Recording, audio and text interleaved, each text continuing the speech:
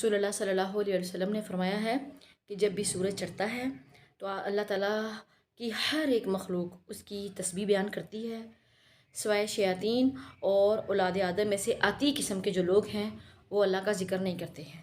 عرض کیا گیا یا رسول اللہ صلی اللہ علیہ وسلم اولاد آدم میں آتی قسم کے لوگ کون ہیں؟ تو میرے نبی صلی اللہ علیہ وسلم نے فرمایا وہ جو سب سے بدترین قسم کے لوگ ہیں۔ یاد رکھیں میرے نبی صلی اللہ علیہ وسلم نے فرمایا ہے کہ آپ صلی اللہ علیہ وسلم سے جب سوال پوچھا گیا نا کہ یا رسول اللہ قیامت کے دن آپ سب سے پہلے کس کی شفاعت کریں گے، تو میرے نبی صلی اللہ علیہ وسلم نے فرمایا ہے سب سے پہلے اس شخص کی سفارش کی جائے گی، سب سے پہلے اس شخص کو کے لیے کھڑا ہو جاؤں گا، یعنی وہ جو شخص جس نے کثرت کے ساتھ ذکر کیا ہوگا لا الہ الا اللہ۔ اور اللہ کے نبی صلی اللہ علیہ وسلم نے فرمایا جس شخص کو اس بات پر موت آ گئی نا، لا الہ الا اللہ پر موت آ گئی، تو وہ فلاح پا گیا، وہ کامیاب ہو گیا،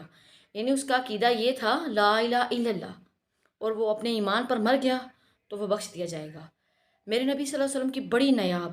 بڑی ہی بہترین حدیث ہے کہ آپ صلی اللہ علیہ وآلہ وسلم سے پوچھا گیا کہ سب سے افضل ترین ذکر، تو آپ صلی اللہ علیہ وسلم نے فرمایا زمین اور آسمان اور اس کے درمیان میں جو کچھ ہے اس سب سے بڑھ کر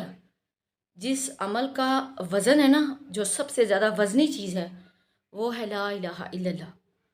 تو یعنی یہ شان ہے۔ اور اللہ کے نبی صلی اللہ علیہ وسلم نے فرمایا ہے کہ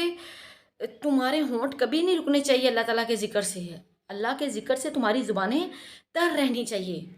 تاکہ تم فلاح پا جاؤ۔ تو ایک شخص نے آ کر پوچھا یا رسول اللہ مجھ سے بہت زیادہ عمل نہیں ہوتے ہیں، مجھے صرف مختصر بتا دے کہ میں ایسا کون سا عمل کروں کہ میں اللہ کے قریب ہو جاؤں اور اللہ میرے قریب ہو جائے۔ تو رسول اللہ صلی اللہ علیہ وسلم نے فرمایا تم ذکر الہی کرتے رہا کرو۔